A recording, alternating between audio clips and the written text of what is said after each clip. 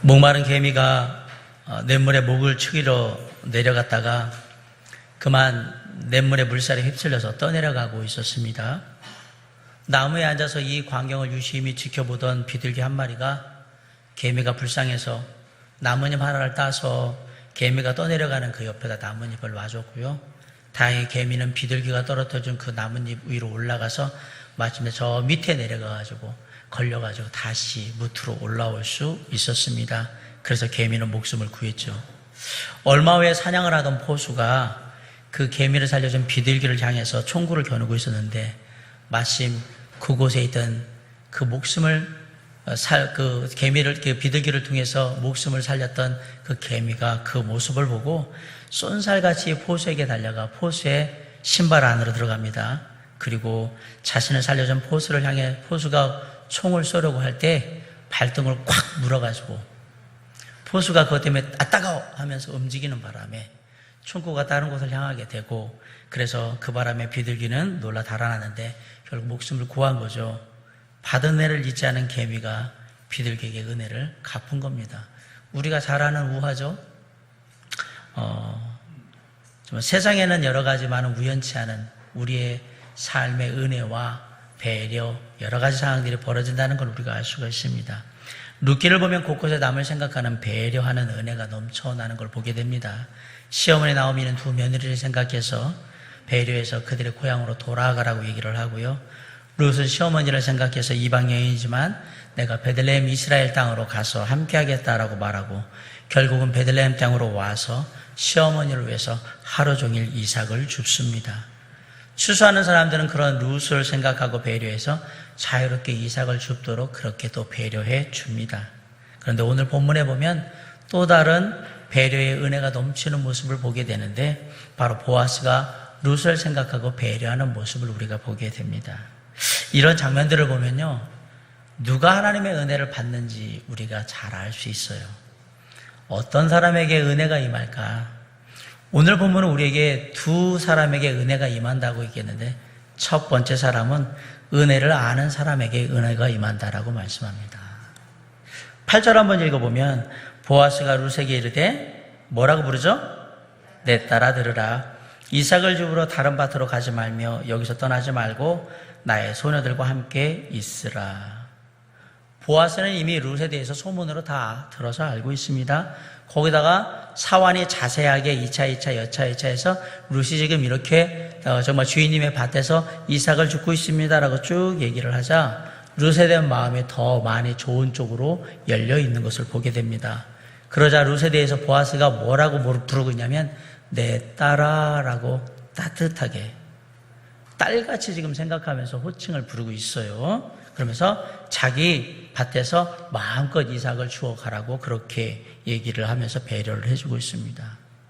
룻을 도와주고는 있는데요, 거지에게 적선하는 그런 의미에서 도와주고 있는 것이 아니고 룻이 도움받는 입장에서 마음 상하지 않도록 수치심 느끼지 않도록 그렇게 호칭부터 아주 룻을 생각하면서 배려하면서 은혜를 베풀고 있는 모습을 봅니다.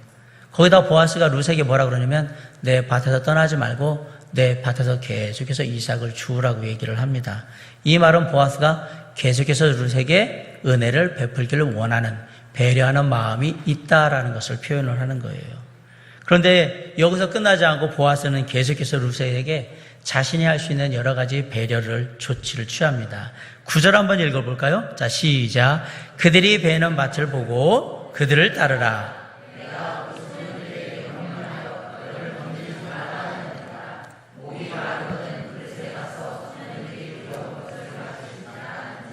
네, 보아스가 룻에게 자기 밭에서 마음껏 이삭을 줍도록 배려했을 뿐만 아니라 추수하는 일꾼들이 일하다가 힘들고 지쳐가지고 물 먹어야 되거든요. 그런데 그 당시에는 우리같이 지금같이 그냥 그 개인용 물통을 갖고 다니는 게 아니고 떠와 있는 상태이기 때문에 그리고 그건 일꾼들을 먹으라고 한 거지 이삭 주우러 온 사람 먹으라고 한 게 아닌데 보아스가 뭐라 하냐면 저 일꾼들 먹는 물 너도 마셔도 되니까 마음껏 마시라고 얘기를 한 거예요. 그럼 이삭 줍는 사람들은 목마르면 어떻게 해야 돼요?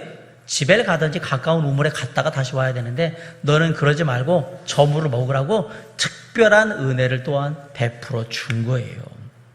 이렇게 보아스가 룻에게 사력 있게 생각하고 배려해서 은혜를 베푸는 모습을 보면 주님이 우리에게 오셔서 우리에게 은혜를 베풀어 주시는 모습과 많이 비슷하다라는 생각을 하게 됩니다.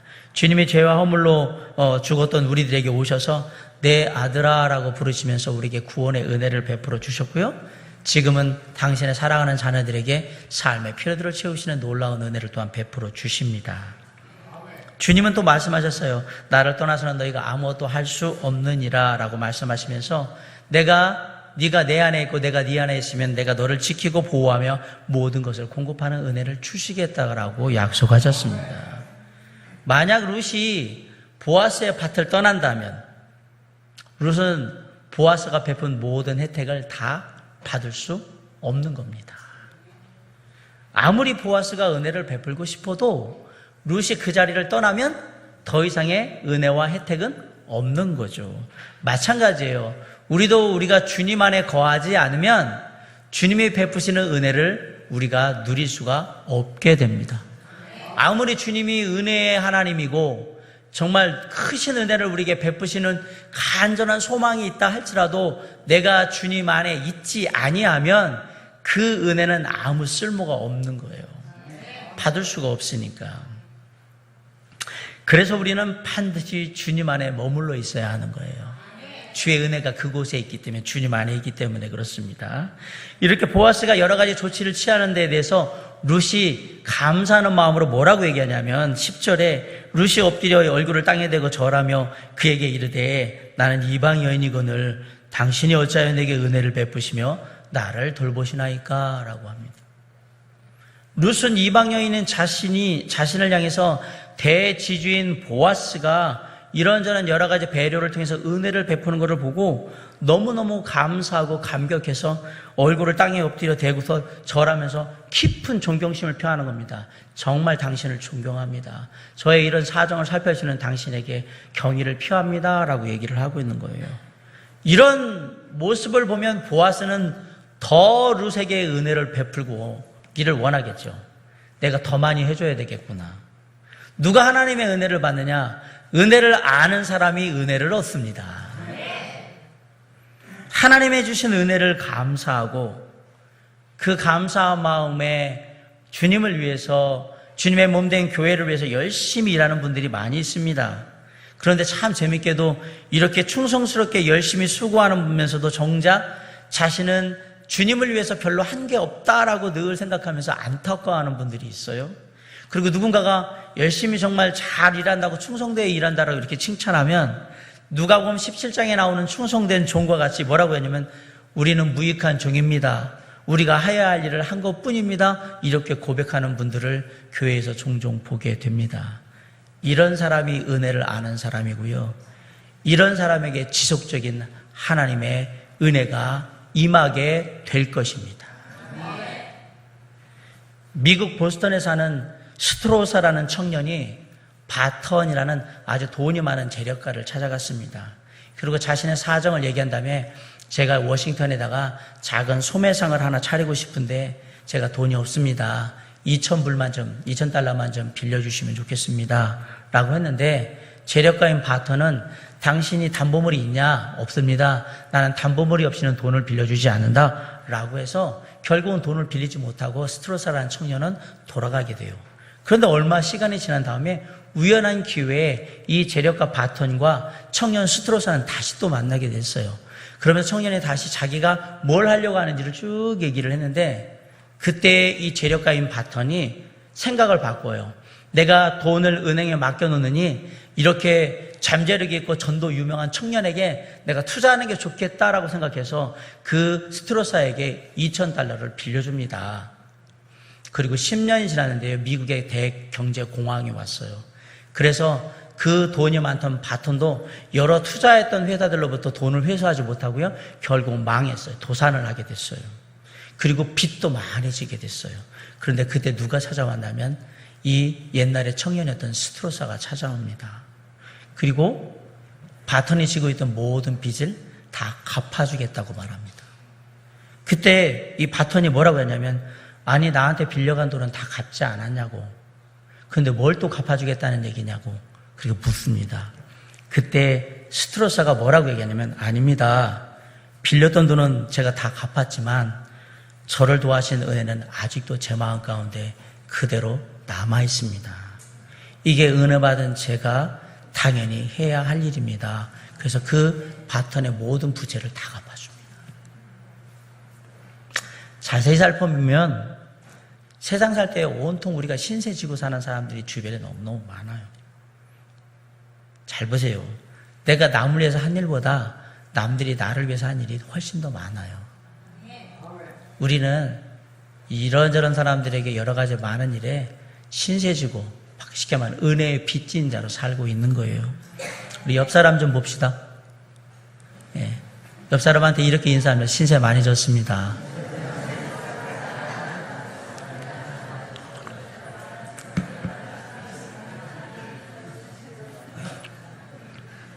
제가 이렇게 얘기하는데도 난 신세, 이 사람한테는 신세진 거 하나도 없는데 내가 왜 이걸 해야 되지? 아니요. 우리 주변에 수많은 사람들에게 우리는 은혜의 빚을 지고 사는 거예요. 오늘 우리가 예배 끝나고 나면 점심 식사를 위해서 올라가서 하잖아요. 이 점심 식사 한 끼 먹는 거에도 무수한 손길이 들어가 있는 거예요. 그거 그냥 내가 그냥 달랑 먹을 수 있는 게 아니에요. 그 쌀을 지어서 농사한 농부의 수고를 생각해야 되고요. 그 쌀 또 도정하기 위해서 운반한 운전기사를 생각해야 되고요. 그 정미소에 가가지고 다 도정한 기술자의 수고를 생각해야 되고요. 그거 다 포장한 사람들, 포장해서 다시 또 판매장으로 가지고 간 운전기사, 그걸 또 판매한 판매사원, 그거 쌀 사가지고 와서 밥을 하는 우리 목장 식구들 한 사람 한 사람들의 그 수고와 노력을 깊이 생각하면서 내가 이렇게 거저받아도 되는가 은혜롭게 생각하면서 그렇게 맛있게 드셔야 합니다. 목사님, 당연히 해야 되는 거 아니에요? 세상에 당연한 건 하나도 없습니다. 다 은혜입니다. 김치는 어떠며, 내가 떠먹는 국 한 그릇은 어떠며, 나머지 반찬은 어때? 다 그게 무수한 사람들의 정말 수고가 들어와 있는 거예요. 바꿔 얘기하면 그 모든 걸 내가 한식 뜰 때마다 다 신세지고 사는 거예요. 그들의 수고를 내가 지고 사는 거란 말입니다. 그런데 세상을 살아갈 때 우리가 가장 많이 신세지고 사는 분이 누군지 아십니까? 그 쌀이 있게 김치가 있게 모든 것을 있도록 때에 따라 햇볕을 주시고 때에 따라 비를 내리시고 적절하게 바람 허락하시고 알차게 열매 맺도록 모든 것을 주관하시는 하나님의 은혜를 가장 많이 지고 사는 겁니다. 아십니까? 역시 여러분은 정말 좋은 분들입니다. 이거 모르고 사는 사람들이 세상에 너무너무 많은데 우리 성도님들은 아시네요. 주님의 은혜로 산다는 것을. 우리는 전적으로 하나님의 은혜와 신세를 지고 사는 거예요. 살아있는 것 자체가 하나님의 은혜예요. 그런 생각하면 겸손하게 생각하셔야죠. 내가 은혜에 빚진 자로 살지 못하면 바로 이 세상에서의 삶이 끝난다는 생각을 해야 돼요. 당장 저는 오늘 집에 가가지고 제 아내가 밥 안 해주면 뭐 내가 가지고 있는 돈으로 사 먹겠죠. 그 돈 떨어지면 그 다음에 어떡할 것 같아요? 그리고 사 먹는 것도 한계가 있지. 생각해 보세요.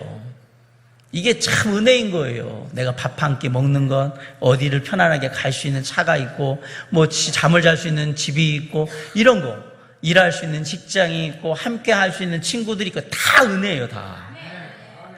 그 은혜를 아는 자는 뭘 하는 거냐? 이 모든 것을 베푸신 분이 주님이시며, 그러기에 나는 늘 주님을 찬양하고 주께 감사하리로다 하는 거예요.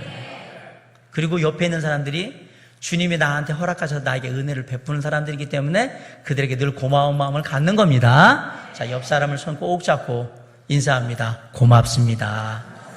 감사합니다.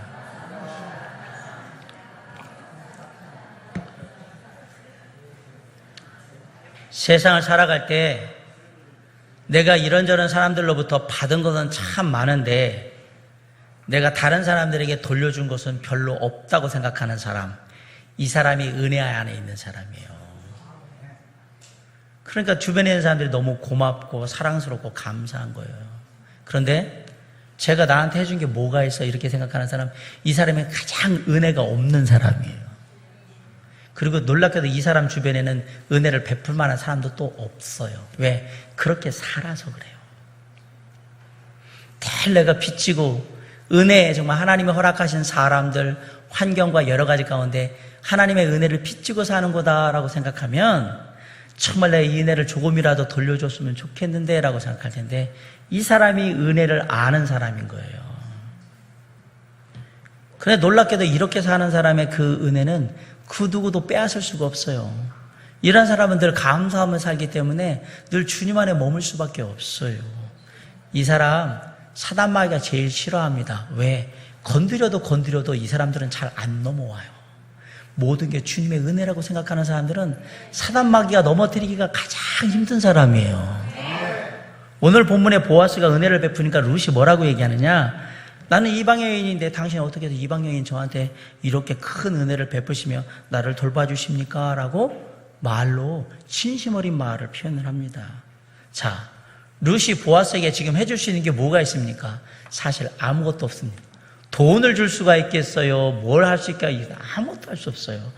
그저 정말 보아스가 베풀어준 놀라운 은혜에 진심으로 감사하는 마음을 담아서 뭐라는 거면 정말 감사합니다.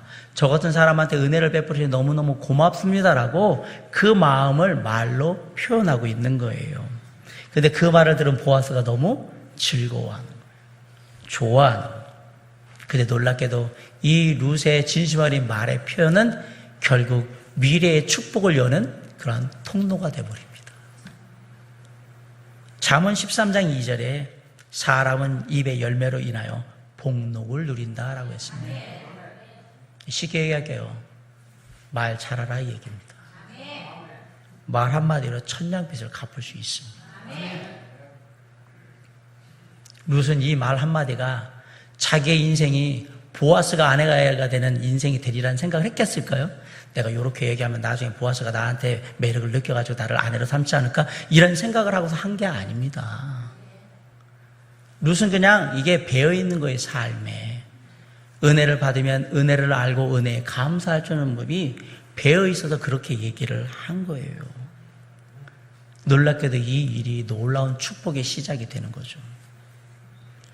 사실 우리가 구원받고 하나님의 구원의 은혜에 감사하여서 우리의 삶을 이끄시는 그 은혜에 감사해서 내가 이것도 하고 저것도 하리라고 하나님을 위해서 열심히 일한다고 하는데, 우리가 열심히 일하는 것이 전능하신 하나님을 생각할 때 얼마나 도움이 될 거라고 생각하십니까? 물론 우리가 하나님을 위해서 일하는 모습에 크고 작은 모습 속에는 정말 하나님의 은혜에 감사하는 마음이 저는 담겨 있다고 믿습니다. 그럼에도 불구하고 우리가 하는 모든 일 그 자체는 우리의 놀라우신 하나님께 별 도움이 안 됩니다. 해도 그만, 안 해도 그만입니다. 그렇게 생각 안 하십니까? 한 번도 그렇게 생각 안 하시는 것 같아요. 내가 그래도 대단한 일을 하고 있다고 생각하십니까? 아니요. 우리가 하는 모든 일은 진짜 하나님 입장에서 보면 큰일 아니야. 아무것도 아닌 일이라는 얘기예요. 제가 지금 그 얘기 드리는 거예요. 오해하지 마세요. 그래도 목사님 저 구원받고 되게 대단한 일을 하고 있다고 생각하는데요. 나는 대단하다고 생각하는데 주님 입장에서 보면 아무것도 아닌 거예요. 나보다 대단한 일을 하는 사람 세상에 엄청 많아요. 그래도 그들 일도 주님 보시기에는 아무것도 아닌 거예요. 주님 보시기에는 세상에 사람들이 하는 모든 하나님을 향한 일은 다 작은 것들이에요. 작은 것들. 그래서 사도 바울이 뭐라고 그래요? 나는 지극히 작은 자라고 얘기하잖아요. 아무것도 아니라고. 그냥 나는 주의 종입니다라고 얘기하고, 나는 그냥 이 일을 당연히 할 뿐이지 내 것은 아무것도 없고 내가 아니는 아무것도 아닙니다라고 고백하는 이유가 뭐냐면, 하나님 입장에서 볼 때 우리는 아무것도 아니에요. 그런 입장에서 보면 하나님 그래도 제가 찬양대도 하고요, 이것도 하고, 목사님 저거 목사님 저는 뭐 신방도 하고 설교도 하고 성경 공부도 하고 다 했는데 그래 좀 일한 거 아닙니까? 라고 생각할 수 있을 거 아니에요. 그러나 주님의 입장에서 보면 너만 설교하니? 너만 성경 공부 가르치고 너만 목장하고 너만 뭐하고 너만 하고, 아니야. 다. 그러면 이걸 깨달으면 뭘 해야 되느냐? 그냥 그저 감사한 거예요. 이 별 볼 일도 없는 걸 주님이 잘했다라고 칭찬해 주시고, 아이고 나를 기쁘게 하는가 하고 또 격려해 주시고, 내가 뭘 도와줄까라고 따로 또 나에게 또 힘을 되어 주시고, 별것도 아닌 일에 막 그렇게 마음을 다하는 주님 보면 그저 우리 안에는 그냥 감사함밖에 없는 거예요. 그럼 그 감사한 마음을 뭘로 표현하는 거예요? 우리의 입술을 통해 표현하는 거예요. 그게 찬양이고 그게 감사의 말인 거예요. 주님 감사합니다.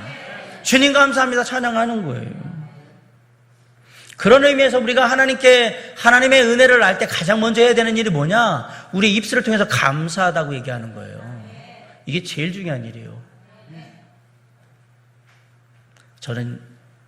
목사님, 저는 입으로 얘기 안 하고요. 행동으로 얘기합니다. 네, 행동을 하시는 거 좋은데요.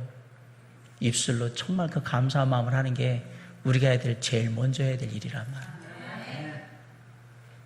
하나님이 우리에게 입술을 주신 이유는 이거로 남을 헛들거나 하나님을 향해서 원망하고 불평하고 비난하고 조롱하라고 주신 게 아니라 주님 마음에 감사하며 주의 은혜에 감사하고 주님을 찬양하라고, 그리고 그 찬양의 마음으로, 감사의 마음을 사람들을 위로하고 격려하라고 우리에게 입술을 주신 줄 믿습니다.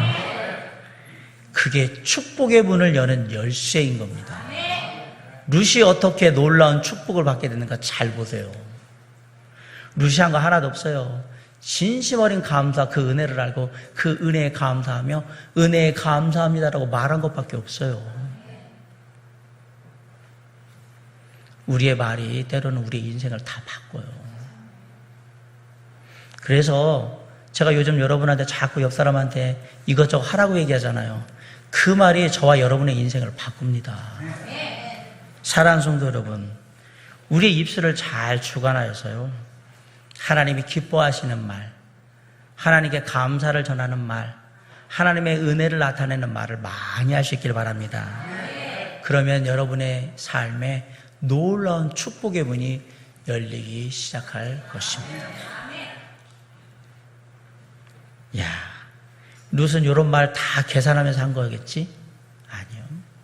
룻은 삶 자체가 은혜를 아는 삶이었고 그 은혜에 감사할 줄 아는 표현을 하는 삶이었던 거예요. 그냥 몸에 그게 체질화되어 있는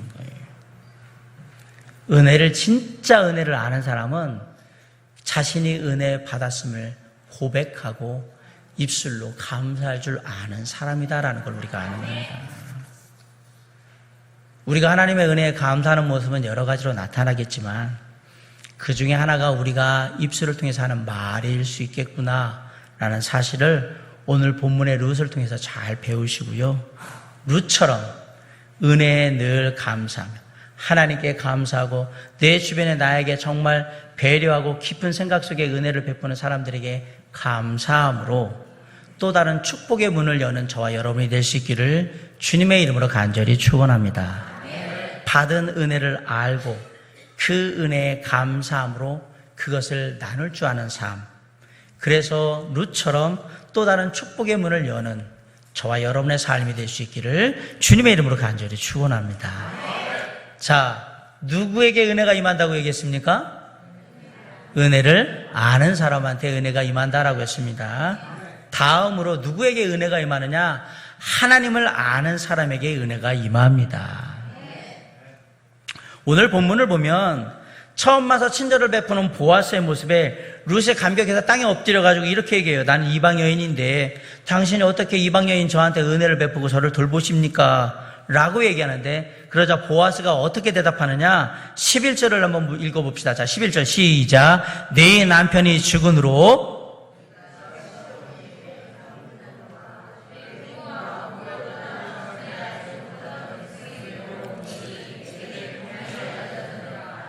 보아스가 뭐라 그러냐면 네 남편이 죽은 후로 네가 시어머니에게 행한 모든 거, 네가 모압 땅에서 시어머니를 따라서 베들레헴에 온 일, 그리고 네 부모와 고국을 떠나서 전에 알지 못하던 백성에게로, 쉽게 말하면 하나님 믿는 백성들한테 가겠다고 해서 여기 온 일, 그리고 시어머니 봉양하기 위해서 이 밭에 나온 일, 이삭 집으로 들어온 일, 이거 내가 다 알고 있다라고 얘기해요. 그럼 나만 아냐? 아니, 이미 다 사람들이 다 알고 있어 라고 얘기해요. 사실 룻은 어떤 의도를 가지고 시어머니를 봉양한 게 아닙니다. 당연히 그냥 며느리 서서 해야 될 일이라고 생각하고 지금 시어머니 나오미를 봉양하고 있는 거예요. 그런데 그런 룻의 극진한 효심과 하나님을 믿는 백성에게로 향하는 그 신앙이 베들레헴에 있는 사람들에게 이미 다 포기하고 왔다라는 게 다 소문이 났어요. 알려졌어요. 그리고 그 소문이 누구에게 들렸냐? 보아스에게도 들렸어요. 이 소문 누가 냈을까? 물론 여러 사람들이 했겠죠. 나오미는, 시어머니 나오미는 나가서 사람들 만날 때마다 그랬을 거예요. 우리 며느리가 참 잘해. 나한테 너무너무 잘해라고 얘기했죠. 하고 나오미 만난 나오미 친한 사람들은 얘기했을 거예요. 아이고, 자기는 진짜 며느리 잘 들였어. 모압이 이방 여인인 줄 알아서 좀 그럴 줄 알았더니 진짜 시어머니 잘 봉양하네. 며느리 잘 들였어. 이러면서 막 칭찬했을 거예요. 룻은 의도적으로 자기가 뭘 하고 있는지를 나타내지 않았어요. 마찬가지예요. 우리가 뭔가 하는 걸 나타낼 이유가 하나도 없어요. 누가 보든 말든 그냥 하나님이 나에게 맡겨주신 최선을 다해서 감사하는 마음으로 열심히 하면 됩니다. 비록 사람들이 우리의 수고를 몰라줄지라도 이거 하나만 기억하세요. 하나님은 내가 한 모든 걸 다 알고 계신다는 겁니다. 목사님, 그래도 하나님보다 사람들이 좀 알아줬으면 좋겠어요. 제가 뭐 하는지 아무도 모르는 것 같아요. 사람들이 그걸 아는 그 순간에 내가 받을 수 있는 모든 이 땅의 상급은 다 받은 겁니다. 없습니다, 하늘의 상급은. 저는 차라리 모르고 하늘나라에서 주님이 주시는 상급을 받기를 원합니다. 우리의 수고에 대해서 이 땅에 큰 상이 없을지라도 주님이 나를 아신다는 것만으로도 놀라운 은혜이고 놀라운 일이라는 사실을 잊으시면 안 됩니다. 가끔 우리가 어렵고 힘든 상황에 처하게 되면 하나님이 그냥 우리를 전혀 모른 척 하듯이 그냥 내팽겨 쳐고 있다는 그런 느낌이 들 때가 있어요. 그리고 어떤 때는 나는 정말 순수하고 깨끗한 마음으로 주님에서 열심히 하는데 내 가정이나 나의 일들은 잘 안 되는 것 같고, 저 사람은 하나님도 안 믿고 뺀질뺀질거리면서 제멋대로 막 나쁘게 사는데 뭔가 삶이 막 잘 되는 것 같고 그렇게 느껴질 때가 있어요. 그럴 때 기억하세요. 하나님의 뜻은 우리가 알 수 없는 것들이 많습니다. 그래서 그 하나님의 높고 깊으신 뜻이 때때로 우리를 향해 나올 때 우리는 그걸 이해하지 못하니까 하나님이 뭐 어떻게 하는 걸로 보이냐면 나한테 아무 말 안 하고 침묵하시는 걸로 보여지는 건데, 그런데 잘 생각하세요.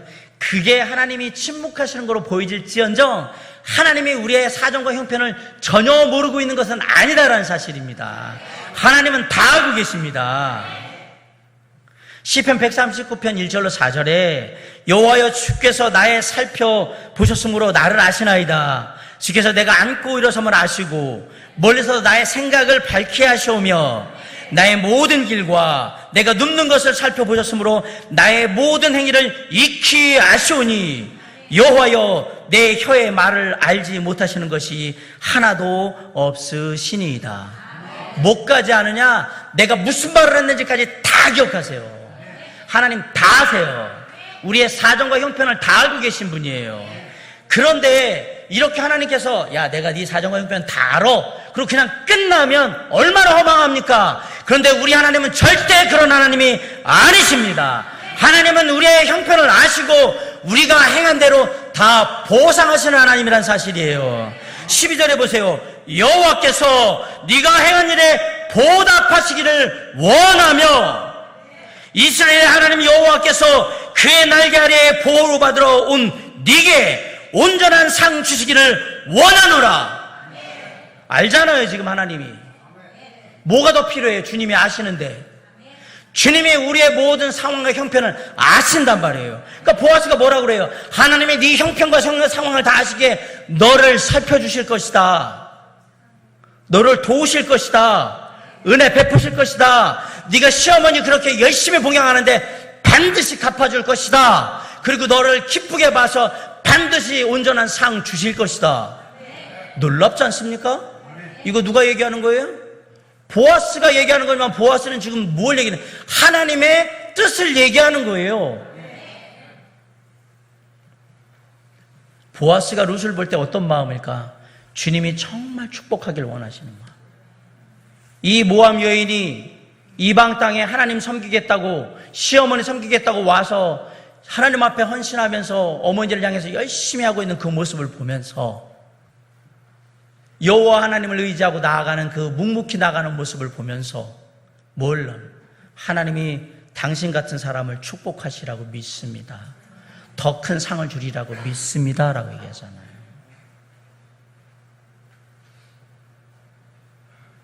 하나님께서 너의 행한 대로 다 갚아줄 거다. 얼마나 위로가 됩니까? 하나님께서 저와 여러분에게 얘기하는 거예요. 너희들이 내게 행한 모든 것 내가 다 갚아줄 것이다. 아멘? 아멘? 믿으시기 바랍니다. 하나님께서 하나님 날개의 그늘 아래로 피해 찾아온 저와 여러분을 기억하시고 큰 상을 내려 주실 겁니다. 믿으시기 바랍니다. 이 말을 들은 룻이 얼마나 위로가 됐을까요? 보아스한테 이 말을 들을 때 정말 큰 위로가 됐어요. 아, 내가 시어머니를 따라서 믿었던 그 하나님, 그리고 시어머니와 함께 와서 하나님을 향한 삶을 사는 백성들 가운데 이게 함께할 때 내가 믿는 그 하나님 여호와 하나님이 나를 기억하시고 나에게 은혜를 베푸시며 내가 행한 모든 것들을 그대로 갚아주신다고 보아스라는 사람을 통해 나에게 얘기하고 있는 거예요. 하나님은 우리가 행한 대로 다 보상하시는 분입니다. 은혜를 공짜로 이해하지 마십시오. 하나님은 심은 대로 거두게 하시는 분입니다. 우리는 공의를 하나님의 은혜라고 생각 안 해요. 세상엔 노력해도 안 되는 게 있어요. 근데 놀랍게도 하나님은 심은 대로 거두게 하시는 분이기 때문에 이게 은혜인 거예요. 세상 살다가 열심히 했는데 거기에 대가 못 받고 돈 못 받은 적 많으시잖아요. 하나님은 그렇게 안 해요. 한 만큼 그 이상 주세요. 아멘? 믿으세요. 저를 믿지 말고 성경을 믿으세요. 사람이 무엇으로 심든지 그대로 거두는 거예요. 많이 심은 자는 많이 거두는 거고 적게 심은 자는 적게 거둔다고 하나님이 얘기하셨어요. 바꿔 얘기하면 하나님을 향해서 많이 심으면 많이 거둘 거예요. 하나님이 받게 하신다고 했으니까. 근데 우리는 많이 심지도 않으면서 많이 거두려고 해요. 그리고 심을 생각보다는 나중에 거둘 생각에 더 그냥 기대가 들떠서 늘 업돼 있어요. 심기나 하고서 거둘 생각을 하든지. 근데 우리는 심기도 전에 거둘 생각만 하는 거예요. 이만큼 주시겠지, 저만큼 주시겠지. 그러면서 정작 심지는 않아요. 그래서 삶을 보니까 삶이 실망스럽고 하나님이 실망스러운 거예요. 근데 주님 보시기에는 억울해요. 왜? 네가 한 개 있어야 내가 주든지 말든지 할 거 아니야. 그거 아닙니까? 또 목사님 또 어떻게 은혜 하나님을 또 그런 식으로 설명합니까? 제가 늘 얘기하잖아요. 믿지 않는 자들에게는 하나님의 은혜가 전부이지만 믿는 자에게는 하나님의 공의가, 심은 대로 거두게 하는 공의가 먼저고 거기에 하나님의 은혜가 더해지는 거라고 말씀드리잖아요. 근데 우리는 항상 믿고 구원받은 하나님의 자녀임에도 무슨 생각을 하느냐? 나는 불신자의 생각을 하는 거예요. 늘 저에게 은혜가 임하기를 바랍니다 라고 자꾸 얘기해요. 주님이 얘기하시는 거는 네가 할 걸 한 다음에 은혜를 주고 안 주고는 내가 하는 거야 라고 자꾸 얘기하시는 거예요. 우리는 거의 대부분이 내가 심은 것 이상을 늘 기대합니다. 그것도 조금만 더 기대하면 되는데 무지하게 심은 건 10개 심어놓고 받는 건 100개 막 1000개 받을 거라고 기대하고 있다가 애게 이거밖에 안 주세요. 이런 식의 삶을 사는 거예요.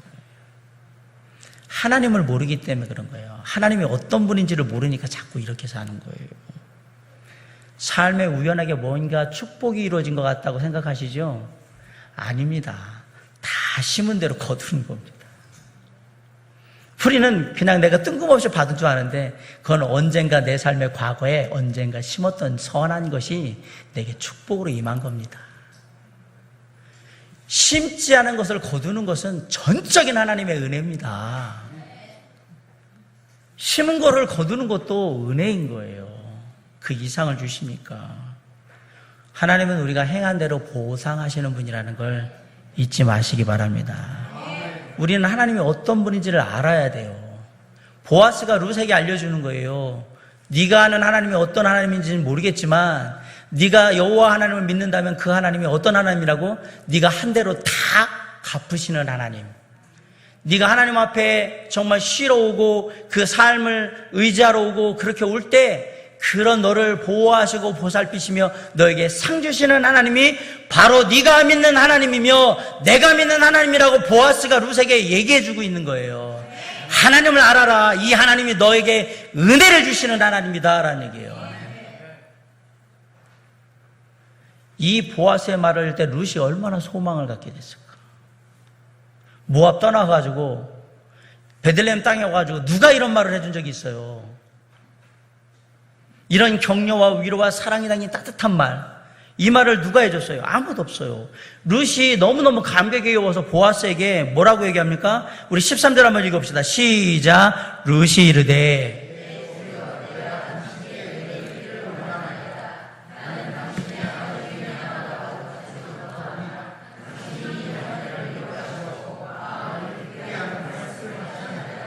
아멘. 참 룻은 입만 열면 진짜 사랑받을 수밖에 없는 말을 해요. 얼마나 예뻐요. 말하는 것만. 룻이 뭐라고 해놓은 보아스한테 저는 당신 집에 있는 하녀와 똑같습니다. 그럼에도 불구하고 이방 여인인 저를 이렇게 대해주시는 그 은혜가 너무너무 크고요. 정말 더 나아가서 저를 그렇게 대해주신 것만도 되게 감사한데 저한테 여호와 하나님이 너에게 복 주실 거라고 얘기하는 그 말을 통해서 또 은혜의 말을 통해 나에게 은혜를 베풀어 주시니 너무너무 감사합니다 라고 얘기하죠. 룻이 이렇게 얘기하면 보아스가 룻이 말하는 걸 뭘 거절하겠습니까? 누가 이렇게 하겠어요? 해주고 싶은 게 한두 개가 아니지. 룻은 보아스에게 더 큰 은혜를 입었다고 은혜를 구하는 거예요. 그래서 보아스는 당연히 그렇게 더 큰 은혜를 주려고 하는 거예요. 보아스는 룻이 야 이거 하나 해줬더니 그냥 2개 달라고 그러고 2개 해줬더니 3개 달라고 하네 이렇게 염치 없다고 생각하지 않았어요. 능히 이 여인이 받을 만한 축복이라고 생각하고 막 주는 거예요. 왜? 그게 하나님의 뜻이니까. 사랑하는 성도 여러분, 우리가 우리의 주님을 알고 그 주님을 의지하고 겸손한 마음 가운데 주님 앞에 나아가 주님의 도우심을 구하면 우리의 주님은 은혜를 베푸시라고 믿습니다. 시편 17절에 여호와의 주는 겸손한 자의 소원을 들으셨사오니 그들의 마음을 준비하시며 귀를 기울여 들으신다라고 했어요. 야고보서 4장 6절에 그러나 더 큰 은혜를 주시나니 그러므로 일렀을 때 하나님이 교만한 자를 물리치시고 겸손한 자에게 은혜를 주신다 하였느니라. 겸손한 자가 뭐예요? 하나님을 아는 자예요. 주 앞에 주님이 어떤 분인지를 아니까 주님 앞에 자신을 낮추는 거였던 거예요. 이 사람이 겸손한 자에게 하나님이 뭘 주신다고요? 은혜를 주시는 거예요. 우리가 하나님을 알아야 돼요. 하나님을. 제가 전도사 시절에 저희 교회에 4명의 전도사가 있었는데 어떤 일을 맡기면 그 4명 중에 저는 제일 목사님, 담임 목사님 혼을 거의 안 났어요. 그런데 그 중에 한 형제는 맨날 무슨 일만 하면 맡겨놓으면 맨날 목사님한테 엄청 깨지고 막 나오는 거예요. 그러면서 저한테 와가지고 박 형제 나는 안 되나 봐. 이러면 그래서 제가 그 형제가 깨지는 이유를 너무너무 잘 알았어요. 이리 와보라. 이 일을 시켰지. 목사님이 왜 일을 시켰는지 아냐고. 몰라요. 모르면 뭐 어떻게 해요? 자기 생각대로 막 할 거 아니에요. 그러니까 깨지지. 목사님이 이 일을 시킨 이유는 이런 것 때문에 시킨 거야. 자, 의도가 목적이 뭐라는 거 알았지. 그럼 알았으면 뭐에 맞춰서? 이 목적에 맞춰서 일을 하면 돼. 저는 이걸 가르쳐 준 거예요. 목사님이 어떤 분인지를 알아란 말이에요. 그리고 이 일의 의도가 뭔지를 알아라라고 얘기를 해준 거예요. 그러면서 계속해서 그 형제에게 일을 맡길 때 가져오라고 그래가지고 목사님이 이 일을 왜 시켰을까? 그럼 그걸 알려줬어요. 이것 때문에 이 일을 시킨 거니까 이건 이런 식으로 이렇게 하면 돼 라고 방법을 알려줬어요. 근데 놀랍게도 그 다음부터는 덜 깨지고 나오더니 계속해서 가더니 이제 잘 안 혼나더라고요. 왜 그럴까요? 담임 목사님이 어떤 마음을 가지고 그 일을 하는지를 알았기 때문에 그런 거예요. 저는 처음부터 그걸 빨리 알았던 거고. 마찬가지예요. 그러니까 거기에 이분이 어떤 분인지를 알아야 돼요. 하나님이 어떤 분인지를 알면 하나님의 은혜의 하나님이며 정말 우리에게 은혜 베푸시기를 원하시는 하나님이라는 걸 우리가 안다면 그 하나님 앞에 겸손히 무릎 딱 꿇고 나가서 주여 부족한 저에게 긍휼을 베푸시고 아무것도 아닌 저에게 은혜를 베푸시기를 원합니다라고 딱 나가시면 됩니다. 그리고 나서 뭐예요? 하나님의 은혜를 마음껏 누리는 거예요. 내가 너에게 은혜를 베푸노라. 겸손한 자에게 은혜를 베푼다. 마가복음 11장 24절에 그러므로 내가 너에게 말하노니 무엇인지 기도하고 구하는 것은 받은 줄로 믿으라. 그러면 너에게 그대로 되리라. 자, 우리가 받은 줄로 믿을 수 있는 이유가 뭐예요? 그 하나님을 알기 때문에 믿는 거예요. 이미 내가 그 하나님 어떤 분인지 아니까. 그러니까 상관없어. 아니요 상관없어. 이거 딱 이렇게 되게 돼 있어. 그분 그런 분이야. 우리가 믿으니까 아니까 믿는 거예요. 그럼 받은 거나 마찬가지예요. 언제 줄게? 한 달에 돈 줄게? 진짜 사람들이 봐서 진짜 한 달에 줄까? 아니 안 주면 어떡하지? 아니야. 그분 내가 알아. 그분은 한 달에 반드시 줘. 그 전에 주면 줬지 절대 남기지 않아. 그럼 그게 뭐예요? 걱정하지 않아요. 그리고 뭐예요? 그냥 돈 받을 때까지 그냥 다른 거 하고 있으면 되는 거예요. 편안한 마음으로. 하나님은 그런 분이에요. 우리에게 은혜 베푸시기를 원하는 분이란 말이에요. 그 하나님을 알아야 돼요. 그 하나님을 철저히 알고 내가 아니까 그걸 뭐라 그러면 내가 믿는다라고 얘기하는 거예요. 내가 하나님을 믿습니다. 믿음이 없이는 하나님을 기쁘시게 못한다고 했습니다. 하나님을 믿지 못한다는 얘기는 내가 하나님을 안다 모른다? 모른다는 얘기입니다. 의심스러우니까 알까 말까 이럴까 저럴까 이건 모른다는 얘기예요. 제가 누구를 믿습니다 그랬더니 그 사람을 안다라는 얘기를 한 거예요. 여러분, 룻에게 임하신 하나님은 룻이 지금 처한 모든 상황과 형편을 샅샅이 다 알고 계신 하나님인 것을 믿으시기 바랍니다. 룻에게 임하신 하나님은 룻처럼 겸손히 하나님의 은혜를 구하는 자에게 한량없는 은혜를 베풀기를 기뻐하시는 분이신 것을 믿으시기 바랍니다. 우리가 믿는 하나님이 그런 하나님이라는 걸 우리가 알아야 돼요. 알아야 한단 말이에요. 그 하나님을 모르니까 자꾸 의심하는 거예요. 왜 의심해요? 모르니까, 잘 모르니까. 왜 못 믿는데? 내가 그 사람을 알아야 믿든지 말든지 하지. 모른다는 얘기예요. 내가 하나님을 믿는다는 얘기는 내가 하나님을 안다는 얘기입니다. 은혜도 하나님을 아는 자에게 임하는구나. 주고 싶어도 그게 은혜인 줄도 모르고 내가 은혜 주기 위해서 온 하나님인 줄도 모르고 아무것도 모르는 사람한테 뭘 어떻게 하라는 얘기예요. 모르지. 내가 은혜 주려고 딱 모션만 딱 취했는데도 주님 감사합니다. 저희 은혜를 이러면 아니 이 녀석 봐라. 그럼 어떻게 해요? 아이고 내가 이거 2개 가지고 갔는데 안 되겠는데 이렇게 막 반응을 하면 내가 또 열렬히 환영해주고 내 은혜에 막 기뻐 감사하면 저 같은 자에게 이런 은혜를 베푸시나요? 아이고 안 되겠네. 이게 4개 6개 갖다가 다 줘야 되겠구나. 이렇게 하시는 거예요. 그리고 줬는데 주여 감사합니다. 저는 정말 은혜를 받을 만한 자격이 없습니다. 주여 어찌 은혜를 감당합니까? 아이고 나듣게 좋은 말만 다 하는구나. 또 갖다 줘야 되겠다. 이게 하나님의 법칙인 걸 하나님을 아시라고 제가 말씀드리는 거예요. 모르니까 내 인생이 팍팍해지는 거예요. 은혜가 없는 삶이 되는 이유는 하나님을 모르기 때문에 그렇습니다. 그 하나님이 어떤 하나님인지 모르니까 그 은혜가 어떤 은혜인지도 모르고 어떻게 구하는지도 모르고 그게 은혜로 어떻게 다시 주어지는지도 모르니까 계속 은혜가 메마른 삶을 살면서 그럼 입술에 나오는 건 뭐예요? 하나님은 뭐하는 나한테 은혜도 안 베풀어? 하나님 맨날 왜 나한테 이래? 맨날 불평하고 원망하게만 살면서 사는 거예요. 생각하세요. 왜 성경을 공부하고 왜 성경을 묵상하고 왜 성경 말씀에 깊이 해야 되느냐? 하나님을 알아야 은혜를 누리니까. 아는 만큼 누리는 거예요. 제가 예전에 설교할 때 그 얘기했죠. 제가 핸드폰 사면 제일 먼저 뭐 한다고? 설명서 갖고 다 사용 설명하고 다 한다고. 알아야 이걸 써먹을 거 아닙니까? 하나님을 모르고 하나님을 공부하지 않고 하나님을 연구하지 않고 어떻게 하나님의 은혜를 그래 내가 하나님의 자녀니까 은혜 임하긴 임해요. 아는 만큼 임해요. 아는 만큼 임한다.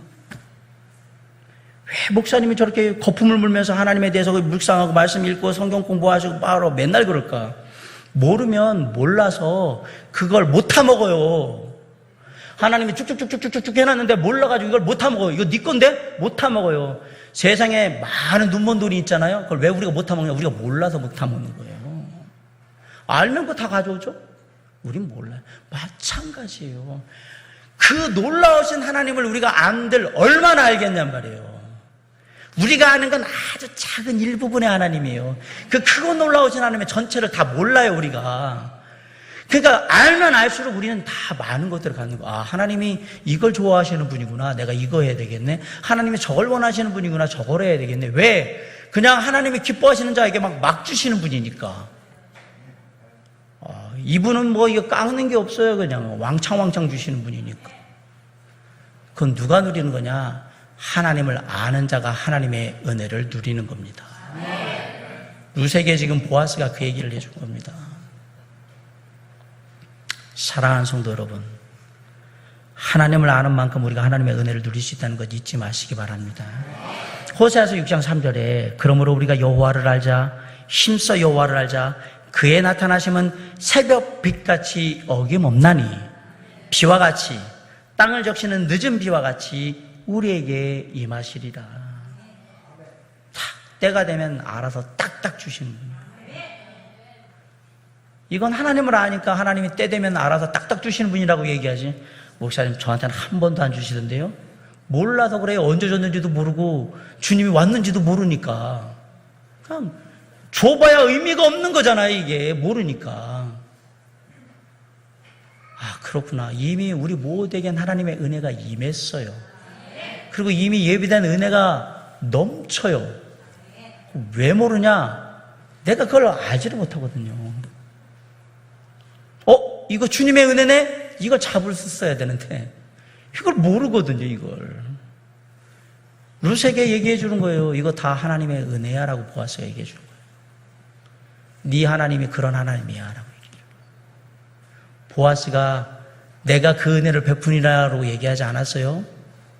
네가 믿는 그 여호와 하나님이 너에게 은혜 베푸시고 상 주시기를 원하노라. 그 하나님을 알아라라고 얘기합니다. 힘써 은혜의 하나님을 아시기 바랍니다. 그 아는 하나님을 믿음으로 고백하시고요. 그 하나님께 겸손히 나가서 은혜를 구하면 주님의 때에 그 은혜가 우리에게 임할 줄 믿습니다. 사랑하는 성도 여러분, 살기가 참 팍팍합니다.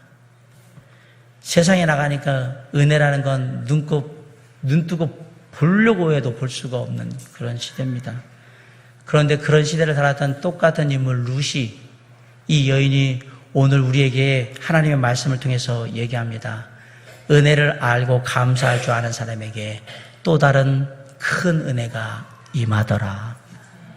하나님을 알고 그 하나님께 겸손히 나아가는 자에게 더 놀라운 축복의 문이 열리더라.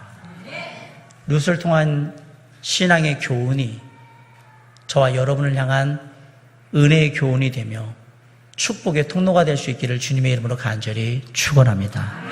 그래서 우리 모두가 룻처럼 더 큰 은혜, 더 놀라운 축복의 문을 열고 나아가는 믿음의 삶을 하면서 주님 앞에 굳건히 설 수 있기를 주님의 이름으로 간절히 축원합니다. 기도하시겠습니다.